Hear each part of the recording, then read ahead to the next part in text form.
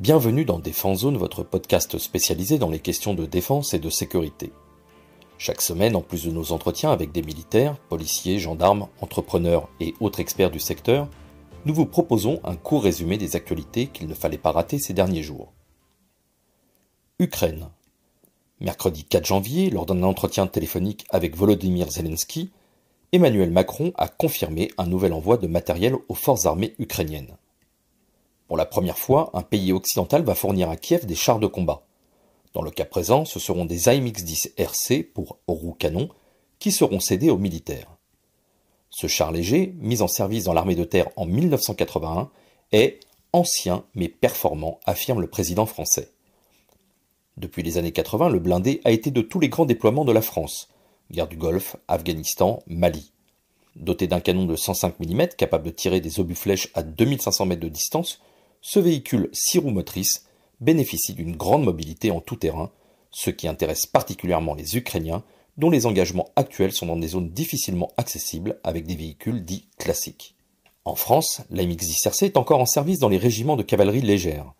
Les 247 exemplaires en dotation sont progressivement remplacés par le Jaguar, un nouveau véhicule blindé sur roues de la gamme Scorpion, équipé d'un canon de 90 mm et des toutes dernières avancées en termes de combat collaboratif. Pour le moment, le nombre de chars en partance pour l'Ukraine n'a pas encore été dévoilé. Toujours lors de cet entretien téléphonique entre les deux chefs d'État, le président français a annoncé l'envoi de 20 véhicules Bastion, un blindé construit par le français Akmat, qui dépend de la firme Arcus Défense, que l'on retrouve en dotation dans une vingtaine de pays, principalement sur le continent africain. Armée de terre. C'est la traditionnelle cérémonie des vœux qui commence dans les armées, notamment celle des grands commandeurs. Dans son allocution, le chef d'état-major de l'armée de terre, le général Pierre Schill, est revenu sur les grands engagements de 2022, comme le déclenchement de l'opération Aigle en Roumanie le 28 février dernier, le renforcement des effectifs en Estonie au printemps, la réorganisation de la mission Barkhane cet été avec le retrait des forces du Mali, et l'aide aux Français avec la mission Sentinelle, ou les renforts apportés lors des gigantesques incendies qui ont ravagé la Gironde entre juillet et août. Le CEMAT a ensuite fixé ses axes d'effort pour 2023.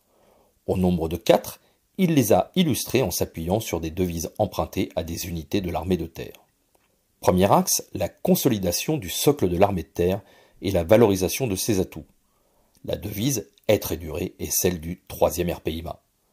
Sur cet item, le général souhaite poursuivre ce qui a été initié depuis quelques années, à savoir, je cite, la hauteur d'homme, le durcissement des entraînements et l'affirmation de l'identité de soldat.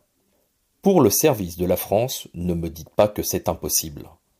La devise de la 2e brigade blindée illustre le développement de l'esprit de défense et la participation des armées à la résilience de la nation.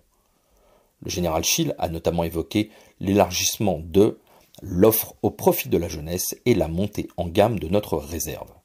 Il est ensuite revenu sur l'importance et la nécessité des missions de l'armée de terre pour la protection du territoire national.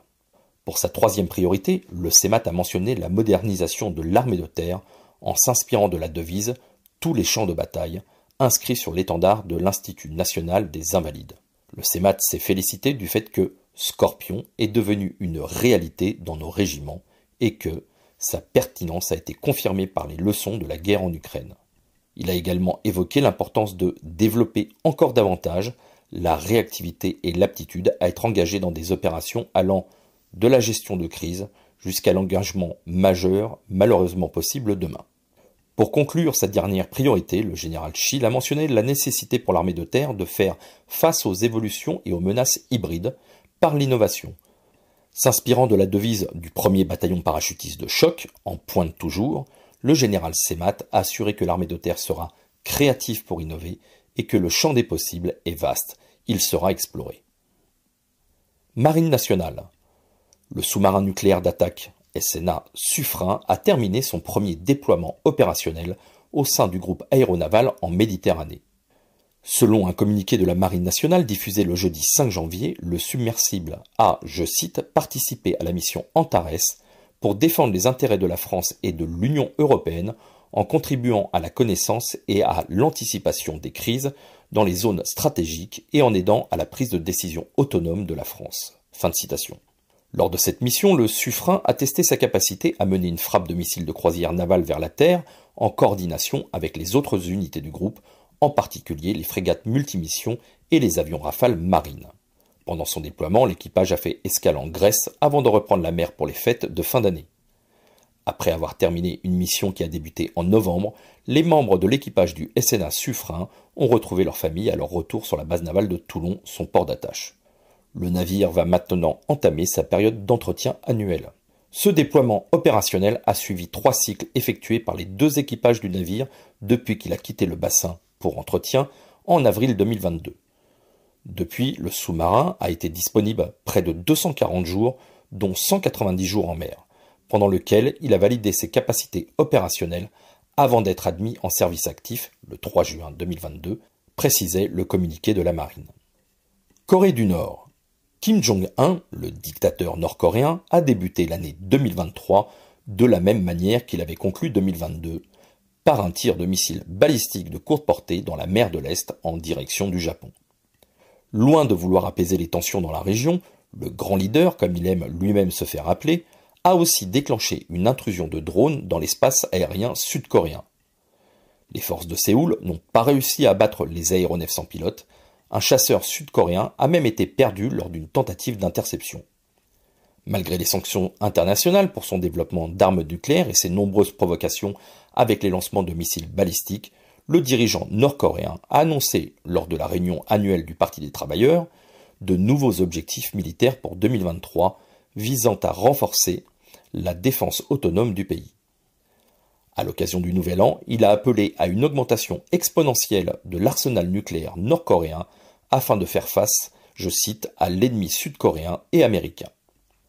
Dans son discours, l'homme fort de Pyongyang a également annoncé le développement d'un nouveau système de missiles balistiques intercontinentaux dont la principale mission sera une rapide contre-attaque nucléaire. DGSE.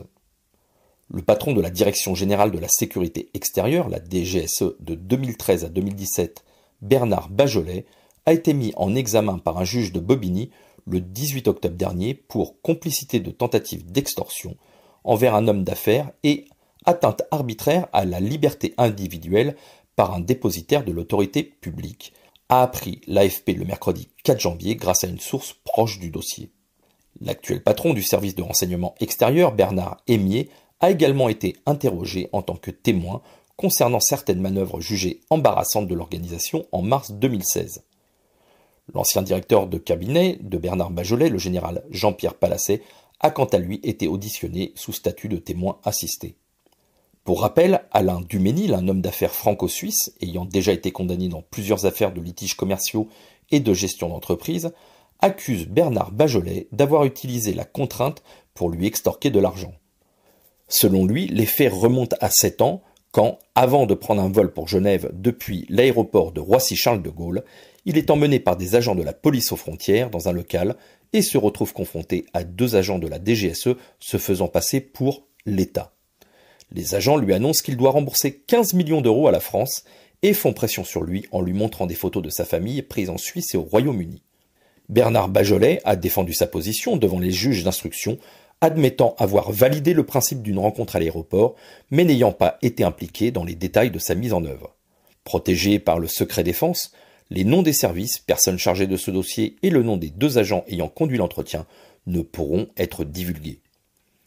La DGSE n'a pas souhaité commenter ces informations et a renvoyé les journalistes vers une déclaration précédente où elle démentait, je cite, « avoir exercé la moindre menace sur Alain Duménil » qu'elle décrit comme un affairiste international et un délinquant.